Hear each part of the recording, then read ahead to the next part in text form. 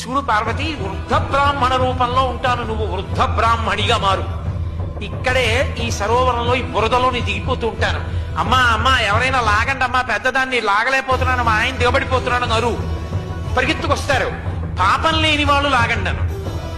ఎవరు పాపం లేదని నన్ను లాగుతాడో చూడు. శిఖరం దిగొస్తున్నారు అందరూ. అమ్మా అమ్మా మా ఆయన పెద్దవాడు ముసిలివాడు దిగిపోతున్నాడమ్మా, ఊబిలో లాగండి లాగండి లాగండి అంటుంది ఆవిడ. ఒక్కొక్కళ్ళు వస్తున్నారు, చేపట్టుకోబోతున్నారు. అమ్మ మీకు పాపం లేకపోతే లాగండి అంది ఆవిడ. అయ్యో లేకపోవడం ఏంటమ్మా, ఎందుకు వచ్చిన కూడా మురిగిపోతాడేమో ముసలాయనలే, ఇంకో కొత్త పాపం ఉంటుంది వెళ్ళిపోతాడు. ఒక వేసి వచ్చింది కిందకి దిగి.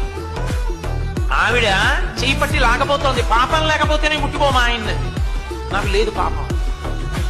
వేశ్యవిగా పాపం లేకపోవడం ఏంటి? నీకన్నా పాపాత్మురాలు ఎవరు ఉంటారు?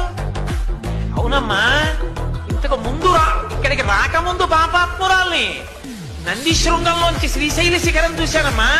మోక్షానికి అర్హురాలంటే పాపం లేదు పుణ్యం లేదు నాకు. ఇంకా నాకు పాపం ఏదమ్మా, అందుకు లాగుతానని లాగింది, వెళ్ళిపోయింది మోక్షానికి. అది విశ్వాసం పార్వతి. అది ఉన్నవాడికి ఇస్తానన్నాను, నమ్మకం లేకుండా చూసిన వాడికి ఇస్తానని నేను చెప్పలేదు. ఇస్తానంటే అది నమ్మి చేసిన వాడికి ఇస్తానన్నాను. కాబట్టి నమ్మకం ప్రధానం.